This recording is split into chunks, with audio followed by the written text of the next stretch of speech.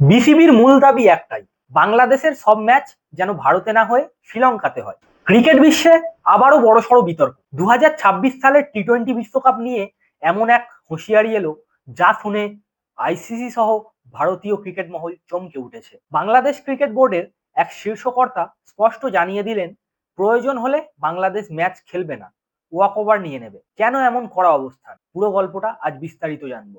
2026 সালের ICC men's টি-20 world cup যৌথভাবে আয়োজন করছে ভারত ও শ্রীলঙ্কা। এই বিশ্বকাপে বাংলাদেশের বেশ কয়েকটি ম্যাচ পড়েছে ভারতের মাটিতে, কিন্তু সেখানেই সমস্যা। বাংলাদেশ ক্রিকেট বোর্ড অর্থাৎ বিসিবি দাবি করছে ভারতে খেলতে গেলে তাদের খেলোয়াড়দের নিরাপত্তা নিয়ে ঝুঁকি রয়েছে। এই প্রসঙ্গেই বিসিবির ডিরেক্টর আসিফ আকবর একেবারে সরাসরি হুঁশিয়ারি জানিয়েছেন। তিনি বলেছেন, যদি আমাদের উদ্বেগের বিষয়গুলো গুরুত্ব না পায় তাহলে বাংলাদেশ ম্যাচে নামবে না, প্রয়োজন হলে আমরা ওয়াক ওভার নিয়ে নেব।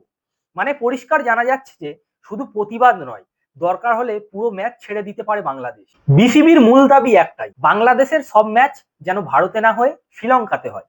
তাদের যুক্তি, শ্রীলঙ্কায় নিরাপত্তা পরিস্থিতি তুলনামূলক বেশি নিয়ন্ত্রিত ও গ্রহণযোগ্য। এই অনুরোধ তারা আগেই আইসিসির কাছে জানিয়েছেন, কিন্তু আইসিসি বিষয়টিকে খুব সহজভাবে নিয়ে নিচ্ছে না। আইসিসিও স্পষ্ট জানিয়েছে যে এই মুহূর্তে ভারতের ভেন্যু নিয়ে কোনো সিকিউরিটি রেড ফ্ল্যাগ নেই, তাই সূচি বা ভেন্যু বদলানোর প্রশ্নই আসে না। আর যদি কোনো দল ম্যাচে না খেলে তাহলে সেই দলটির ফরফেইট বা ওয়াক ওভার হিসেবে ধরা হবে। এখন প্রশ্ন উঠছে, যদি বাংলাদেশ সত্যিই ম্যাচ না খেলে তাহলে বিশ্বকাপের গ্রুপ সমীকরণ পয়েন্ট টেবিলটা কি অন্যরকম হতে পারে? বিশ্বাসযোগ্যতাও বড় ধাক্কা খেতে পারে বাংলাদেশ।